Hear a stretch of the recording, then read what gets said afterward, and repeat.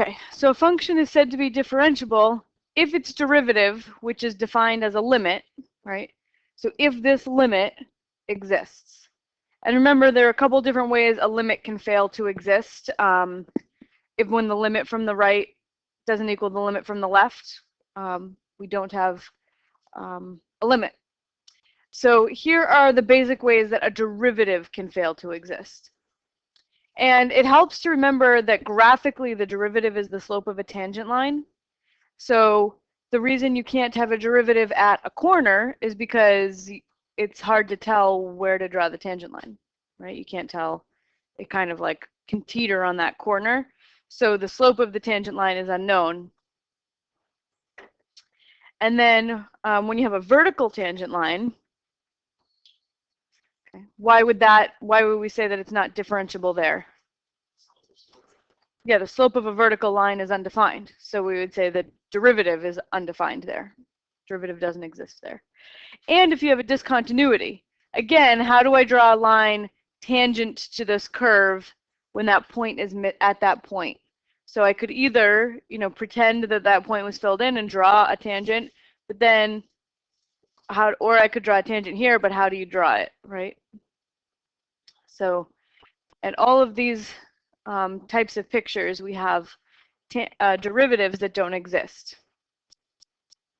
So for a derivative to exist, you need the function to be continuous because we need f of x plus h minus f of x to go to 0 as h goes to 0. So think about what happens right here. So here's x, right? And here's x plus h, a little bit to the right. So I need the distance in y's as these two get close together. I need the change in y to get really small. I need that to go to 0. But it's not going to because the change in y as I approach here, there's always going to be this big jump. So my change in y will never get small. So we have this theorem that is if f is differentiable at a point, then f has to be continuous at that point. So differentiable implies continuous. Not continuous implies not differentiable. All right, so let's take a look at some of these examples. We want to identify points of non-differentiability. Okay, so where is the floor function not differentiable? Any place it's not continuous, yeah. So all at each of the jumps, so which you said are at each integer. Okay, so this is not differentiable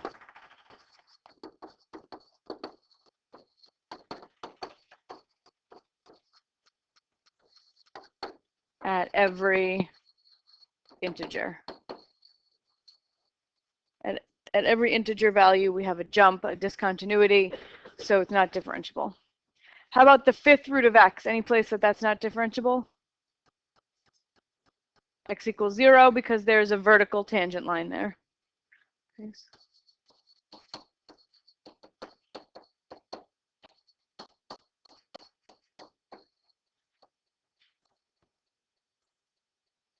Okay, and then here we have a piecewise function, and your graphs are all messed up. I apologize. So we're going to draw it now. We have x for x is less than 3, and 2x minus 3 for x is bigger than or equal to 3. So x is less than 3, I would have x. So I'd have 3, 3, but an open circle.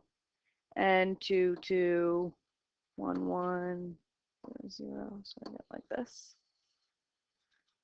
And then 2x minus 3 if x is 3 or bigger. So if I plug a 3 in, I would get 6 minus 3, which is 3. So I fill that in now. And then when I plug in 4, I get 8 minus 3 is 5. And I get this line. Is there any place that that piecewise function is not differentiable? Yeah, at 3, because 3 would be considered a corner. Yeah, it's sort of a sharp edge. Okay, so not differentiable at x equals 3 because we have a corner.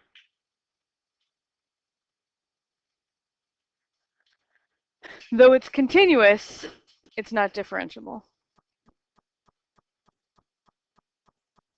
Wait, hold on, was I done? Yeah. Okay, so here's another piecewise function. Make a conjecture. Do you think it's going to be differentiable at that point of where we switch formulas? Possibly, maybe. First, we don't even really know if it's going to be continuous, right? They have to have the same value for it to be continuous. So let's see if it's continuous. If I plug in 3 into x squared, what do I get? 9. And if you plug 3 into 6x minus 9, what do you get? 9. So these are gonna have the same function value at 3, which means that 3 is not a point of discontinuity. So there are no points of discontinuity here.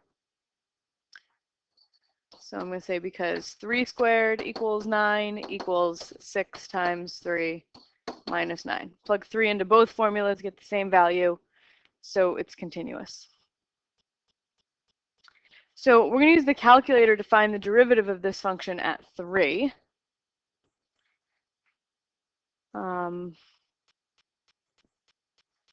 So I'm looking for the slope of the tangent line at 3. So the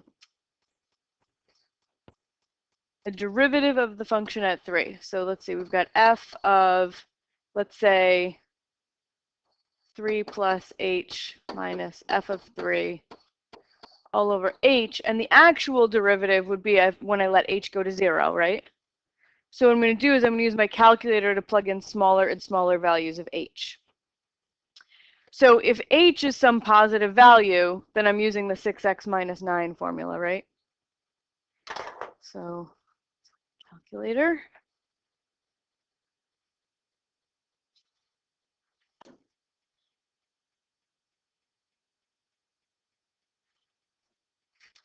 Okay, so I'm going to put 6x minus 9 as my y1. And then in y2, I'm going to put this formula so that I can type in all different h's and see what happens to this difference quotient. So I'm going to put y bars function y1 at 3 plus x, because I don't have an h button, minus y1 at 3. And then I have to do that whole thing, so I got to put in some parentheses here, over h, or x, because I don't have an h button. So there's my difference quotient, using 6x minus 9 as my formula.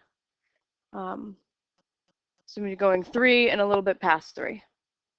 So if I go to my table and I plug in some values for h, like 0.1, 0.01, 0.001, 0.0001, what does it look like my values of y are approaching? -9. That would be a good conjecture. -9. Good. All right, so the thing with the difference quotient, though, is that h can get close to 0 from either side. So I could put in negative h's too, and I want to see if I approach the same value. Because if I do, then this limit exists and it's differentiable. So let's try negative 0.1, negative 0.01, negative 0.001. And does it look like when I approach h from the left, when I approach 0 from the left, do my y values still look like they're going to -9?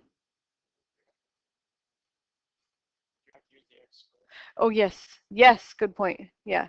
When I approach from the left, I have to use the x squared function, right? Not the 6x minus 9. Obviously, 6x minus 9 is a line. It'll be differentiable. So let's go back to y and change my function to x squared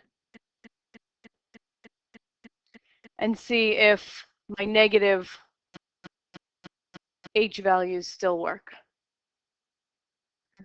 So when I plug in negative 0.1, negative 0.01, negative 0.001. Am I approaching negative 9? No, it's approaching 0. The y values definitely seem to be approaching 0.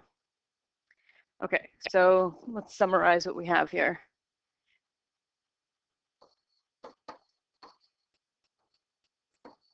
So as h approaches 0 from the right, f prime of 3, right, seems to be approaching negative 9. And we use the 6x minus 9 formula. But when we approached from the left, f prime of 3, the limit of the difference quotient, seemed to be going to 0. So we have different limits from the left and the right, which is suggesting not differentiable. So let's look at this geometer sketch. Okay, so we looked at geometer sketchpad. We look at 3. It doesn't look like a sharp corner or a discontinuity, so we're thinking maybe this actually is differentiable and we made a mistake. So we go back and look at our calculator and we realize that we were looking at the values in y1, which are just the function values, either the 6x minus 9 or the x squared, when we should be looking at y2 because that's where we put the difference quotient. All right, so let's just start it again. We'll put 6x minus 9 in y1. We want to look at y2. So go to the table. When I approach 0 from the right of 0, 0.1, 0.01, 0.01, my y2s are all 6s, right? Which makes sense because 6x minus 9 is a line. It has a constant rate of change, which is its slope, which is 6. All right, so then when I go back to y equals, change the 6x minus 9 to the x squared. Look at the table. And my y2s, now I'm approaching from the left because that's the formula we use for x is less than 3. So I'm approaching 0 from the left. And I have 5.9, 5.99, 5.999. So those slopes are also approaching 6. So it does appear to be differentiable. So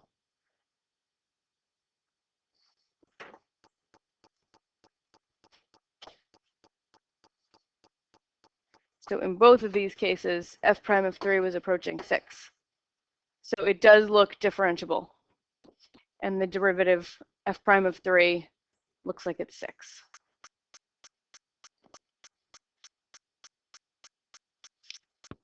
Okay, so we have some different ways to speak the language of differentiability. You can say f is differentiable at x equals 2 or just differentiable at 2.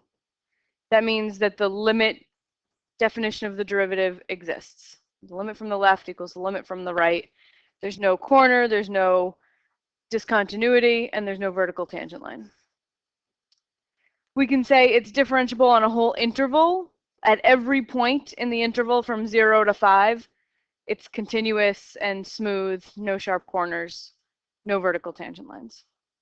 Or you could say it's differentiable everywhere, which means that on all the real numbers from negative infinity to infinity, it's smooth and continuous.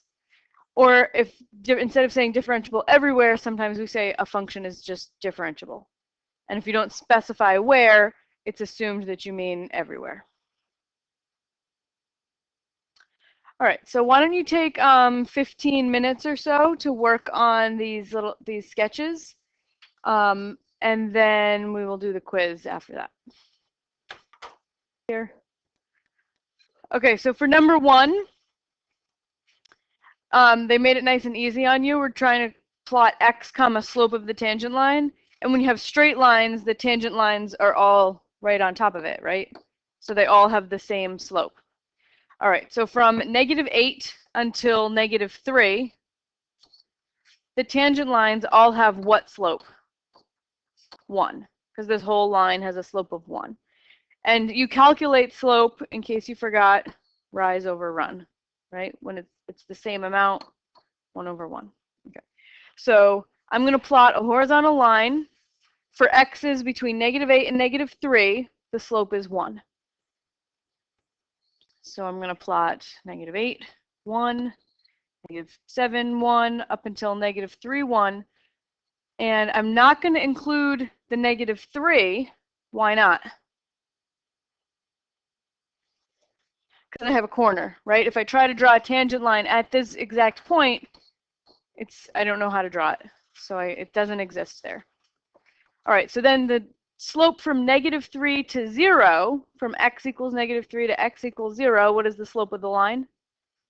-1. Okay, I'm not going to include the -3 or the 0 because I have corners at both of those places. So -3 to 0, I have a slope of -1. And then 0 to, from x equals 0 to x equals 2, what's the slope of that line? 2.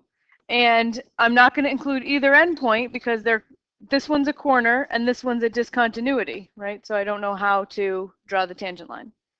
So 0 to 2, I have a slope of 2.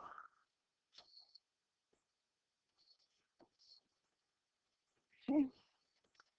And then from 2 to 5, what is that slope? 2? Yeah. 2 again from 0, x equals 2 to x equals 5. X equals 2 to x equals 5. My slope is still 2.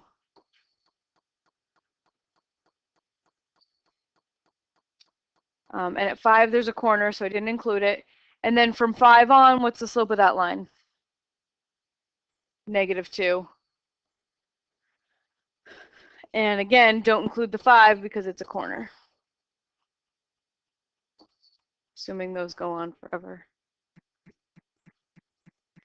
That one make sense? Okay. That one's nice because the slopes are all lines and there's no the slopes aren't changing all the time. But in this one, my slopes are always changing, right? So we have to pay special attention to places where the function is not differentiable. So maybe I'll mark those first. So we have a corner here, a corner looking thing right there. Doesn't look very smooth. And we have a vertical tangent line there and another corner here. So we've got 4 spots where it's not differentiable. So when I draw the derivative, there'll be open circles on those points. All right, so if I look from -8 to -4, what are the slopes of my tangent lines doing? Yeah, they're pretty steeply negative, but they're approaching 0 and then they stay at 0 for a little while. It looks like they get to 0 at about -6. So we've got pretty negative, reaching 0 at -6, and then staying 0 until -4. And I'm not going to include the -4 because that's one of the points that I marked as a corner, not differentiable. All right, so, and I'm not being super careful about whether or not these are curves. I'm just saying it's negative. Good enough. All right, and then at -4, okay, my slope was 0, and then all of a sudden, now it's negative, right? After my sharp corner, now it's pretty negative, like maybe -1, 2, 3. Yeah, it's hard to estimate. Something negative, and then it's coming back to 0. So it's something negative, so I'll put like that. But I'll put an open circle because it's not defined right at -4. And then it's coming back to 0, and it hits 0. We have this 0 sloped tangent line at -2. So approaches 0. Negative and approaching 0. And then after it hits 0, then it's positive and gets more and more positive until we hit 1. And then something happens. So we've got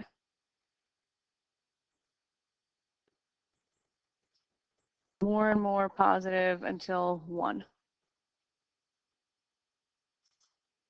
All right, and then at 1, we have kind of a sharp corner. So I'm not going to include that. And right after 1, what does the slope of that tangent line look like? maybe a half. It's positive, but it's less positive than it was before, right? So I'm going to drop it down to like here. Maybe a half, maybe one, I don't know. This is just a rough sketch. All right, and then what happens to these tangent lines as I approach 2?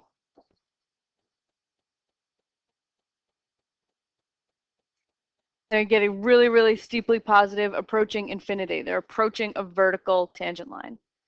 So at 2, I have a vertical tangent line, and so I'm going to put in an asymptote here because it looks like my slopes of my tangent lines are getting really, really big. They're getting steeper and steeper and steeper.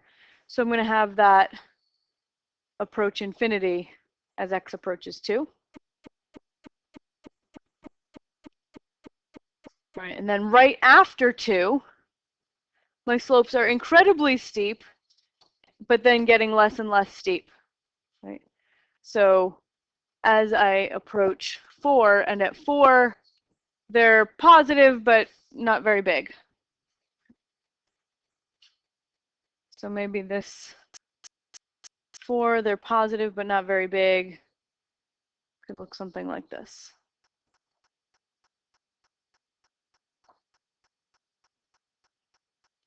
And at 4, that's one of my non-differentiable points, so I put an open circle. And then what's the slope of that line after 4? -1. Okay, so then I have that for the rest of it. And this is just a possible graph. Some people might have some of these things curved. Doesn't make it wrong.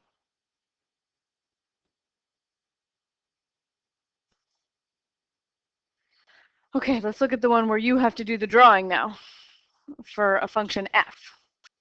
It's continuous everywhere except 2, so I'm just going to mark down sort of my important x values here.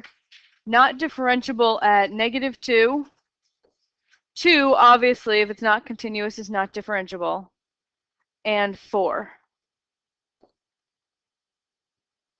And the graph has a vertical tangent line at -2, but nowhere else. Okay, so here at -2, we have a vertical tangent. At at 2, we have a discontinuity. And at 4, what do we have to have? A corner. That's the only other way to be non-differentiable without a discontinuity and without a vertical tangent line. So here we have to have a corner. All right, and then f double prime is positive to the left of -2. And what does that tell you about f, the fact that f double prime is positive? Close. Concave up. So f double prime positive, concave up. And f double prime negative to the right of -2, that means concave down.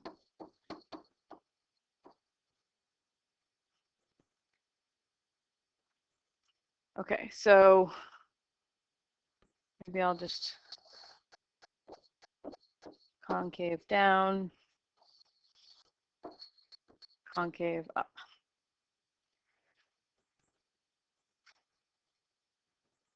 Okay, so 4 is a corner, 2 is a discontinuity, and it has to always be concave down over here.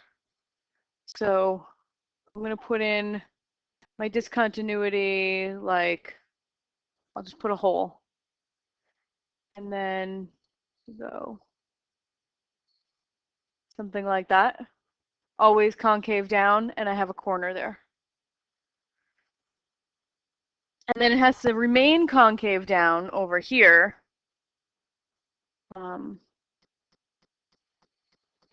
Until -2, right? And then it has to switch to concave up, which is lucky because I have to have a vertical tangent line. So we've got this vertical tangent line, and then it switches to concave up.